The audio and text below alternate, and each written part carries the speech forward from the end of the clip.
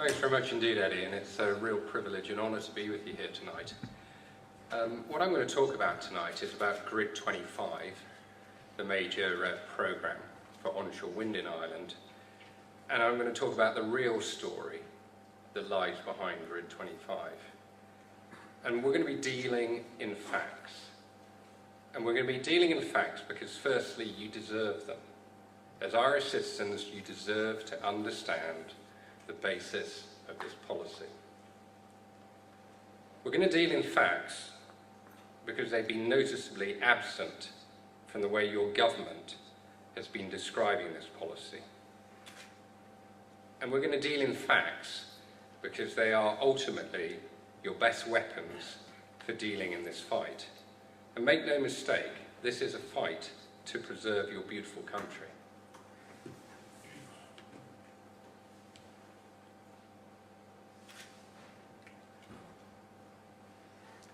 Okay, just as an overview, let's just remember why you're in this position.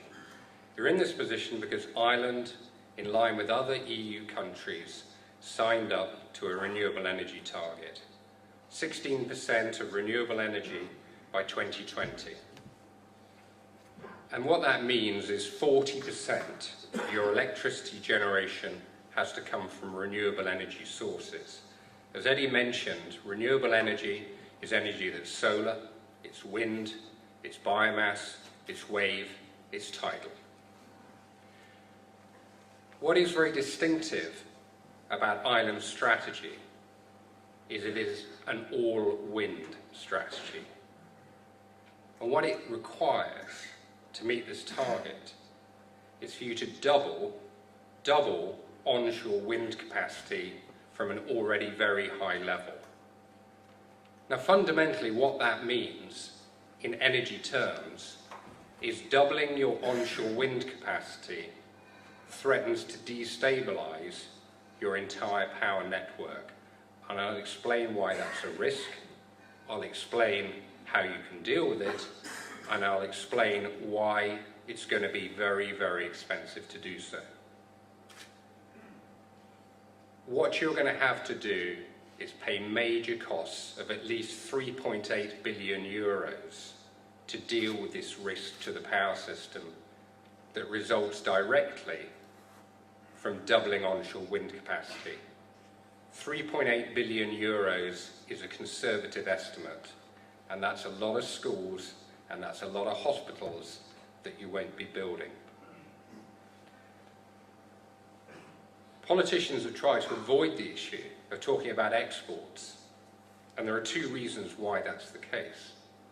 The first reason is you're going to have to export some power, because a lot of this power at periods of very high generation, when the wind is blowing, is going to be unusable in Ireland, because otherwise you will blow up your system. So this is unusable power.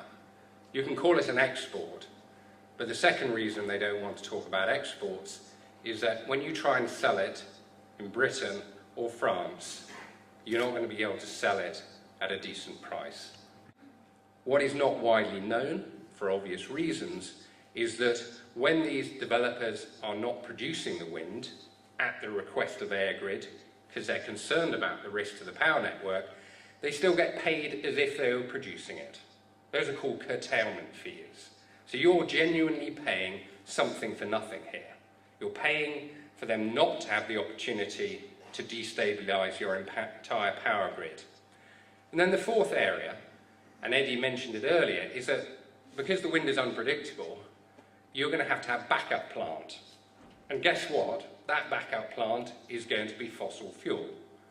So you're increasing your onshore wind power, you're going to need fossil fuel backup plant, and I thought this was a strategy actually to take carbon out of your energy production. Now the 3.8 billion is a very conservative number. We've not included the curtailment fees, we've not included the backup plant fees because we don't know what the weather's going to be like. Historically, several hundred million euros a year has been paid in curtailment fees, but we've not included that in our analysis, but we do know it's a minimum of 3.8 billion euros.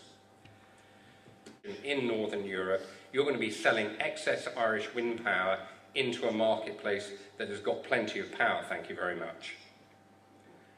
If you look at Britain and France, the most likely destinations for the power, they already have much cheaper sources of domestic wind power. So why would we want to buy your expensive wind power at short notice? If we buy it, we'll buy it at a big discount, thank you. So fundamentally, there's a few facts about why your politicians won't talk about exports. And then the final fact is that under EU agreement, under a common interest programme that Eddie mentioned earlier, that requires two countries to be involved. Now, the last time that I looked at two countries and one sending power from one to the other, that, in my book, is described as an export. There have been lots of technological developments in the last couple of years which mean you do not have to place that bet solely on wind. The second question I think you should be asking your politicians is, why won't EirGrid admit that Grid 25 is a direct consequence of doubling your onshore wind capacity? Why won't the transmission company admit that Grid 25 is a direct consequence of doubling your onshore wind capacity? Why won't the transmission company admit that it wants to spend 3.8 billion on a major new transmission scheme? I think we all understand why EirGrid, which is a very well-run professional company, would want to have a big, shiny new engineering project to deal with. That's what electrical engineers like. That's why they get up in the morning.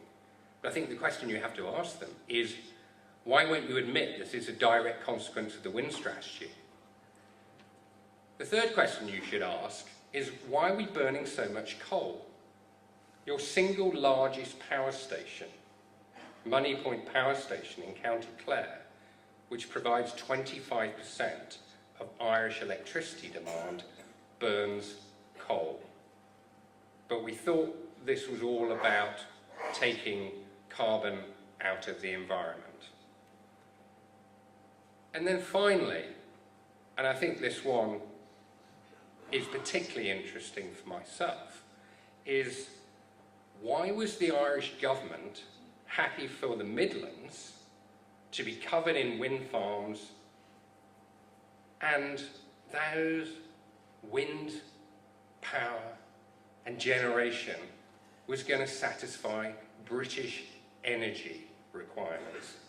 Why would the Irish government support a scheme that would cover your country in wind turbines and pylons for the benefit of the British consumer?